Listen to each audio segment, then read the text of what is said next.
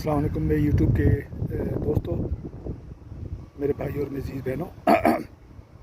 आज मैं थोड़ी सी बात करूँगा। फिर पाकिस्तान में सैलाब आते हैं, अजाब तो ये है ही है, इसमें तो कोई ढकी छुपी बात नहीं है। लोग कुछ भी कहते रहें।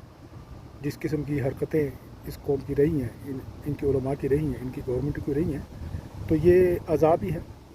अब ये जो उन्होंने सेम सेक्स मैरिज का जो कानून पास किया है, ये अल्लाह के कहर को, अल्लाह के अजाब को और इन्होंने मज़ीद आवाज़ दी है। लेकिन ह्यूमनली जो है वो ये होता है कि अब डैम सबसे इम्पोर्टेंट चीज़ होती है, डैम। उसके बाद आपका सीवरेज सिस्टम। अब मैं कनाडा में आपको बता सकता हूँ कि इनका सीवरेज सिस्टम है, सड़कों सीवरेज सिस्टम सबसे पहले ये है कि वो इतना ज़बरदस्त इन्होंने बनाया हुआ कि उस सीवरेज के अंदर 4-4, 5-5 आदमी, मतलब एक मिसाल दे रहा हूँ, वो इकट्ठे चल सकते, इतना चौड़ा और इतना वो इन्होंने वसी बनाया हुआ है, ठीक है। और दूसरा, सड़कें इस सड़कों स्लोप के हिसाब से बनाई गई है कि बारिश होती है, जैसे बारिश हो रही होती है साथ साथ पानी जो सड़कों के साइडों से वो सूरज में जाता है, ठीक है, पहली बात। और दूसरी बात यह है कि ये उसके जो अपना डैम जो है ये किस तरह बनाते हैं, ये किस किस्म का मटेरियल इस्तेमाल होता है और कितना वो जो उसमें आप जो इस्तेमाल करते हैं मटेरियल जो है वो कितना ऑथेंटिक होता है। 2 नंबर माल होता है, वो इसलिए होता है कि इनके गवर्नमेंट के जो अपने जो जानने वाले होते हैं ठेकेदार, उनके काम बनते रहें। सड़कें इतनी नाकिस क्यों होती हैं? इसलिए कि उन्होंने भी कमाना है। जो गवर्नमेंट के जो ठेकेदार हैं या जो अपना बिडिंग में जाते हैं, उन्होंने भी तो कमाना है। इसलिए वहाँ पे सड़कें इस किस्म की बनाई जाती हैं कि वो 1 साल 2 साल में वो ख़राब हो जाती हैं, उनमें खड्डे पड़ जाते हैं और वो फिर दोबारा आएंगे, दोबारा बनाएंगे और अपने पैसे कमाएंगे, सड़कों को 1-2 साल के लिए मज़ीद बना देंगे। कनाडा में इस किस्म का कोई चीज़ नहीं होती। अब यहाँ पे और दूसरी बात ये है कि पोल्यूशन के हिसाब से ग्रीनरी आप देखें, ये मैं अपनी बिल्डिंग के पास बैठा हूँ और ये देखें, ये देख रहे हैं आप, ये तकरीबन 20-20, 50-50 साल पुराने, बल्कि उससे भी पुराने दरख्त हैं।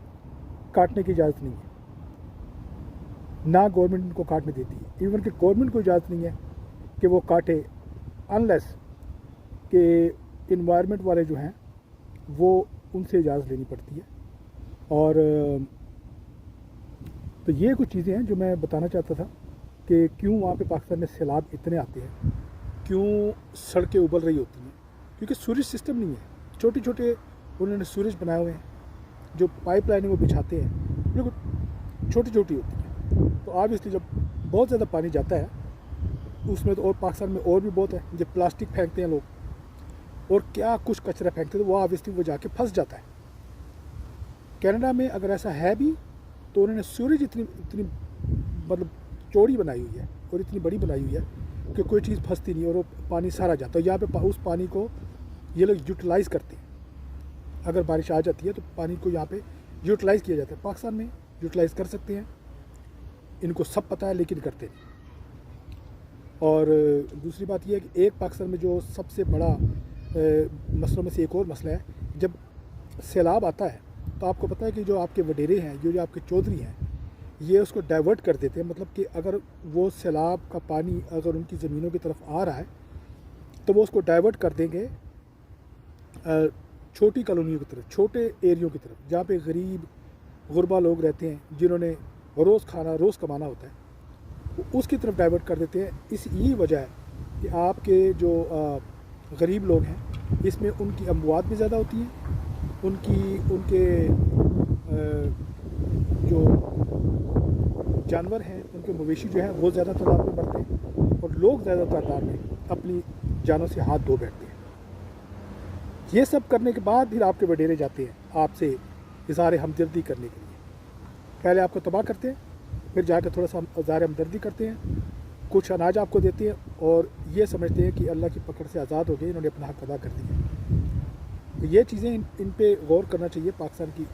इन्होंने तो क्या करना है, لیکن یہ ہے کہ یہ جو انیشیٹو ہیں یہ پبلک کو ان سے اویئر ہونا پڑے گا. پبلک پاکستان کی ماشاء اللہ ابھی کافی اویئر ہے, لیکن ابھی بھی وہ پاکستان کی پبلک کو جتنا اویئر ہونا چاہیے اتنی نہیں ہے. ڈیمز, مضبوط ڈیمز, سورج کا بہترین سسٹم, اس کے علاوہ یہ جو ڈائیورٹ کر دیتے ہیں, یہ جو آپ کے وڈیرے, آپ کے چودھری, آپ کے جو ایم پی اے کی جو ایم این اے کی جو زمینیں ہوتی ہیں یہ ڈائیورٹ کر دیتے ہیں, وہ سیلاب سارا غریب علاقوں کی طرف چلا جاتا ہے, ان کی تباہی ہو جاتی ہے. ان چیزوں کو پر غور کرو. اور سب سے پہلی بات یہ ہے کہ درخت کاٹ کاٹ کے انہوں نے پاکستان کو گنجا کر دیا. ان کو پتہ نہیں کہ درخت جو ہے انوائرمنٹ کے لیے کتنا ضروری ہے, گلوبل وارمنگ کے لیے درخت کتنے, اس کو روکنے کے لیے درخت کتنے ضروری ہیں, پولوشن کو روکنے کے لیے درخت کتنے ضروری ہیں. اور درخت جو ہے وہ آپ کو آکسیجن دیتے ہیں. یہ فاگ, یہ سب کچھ کیوں ہوتا ہے؟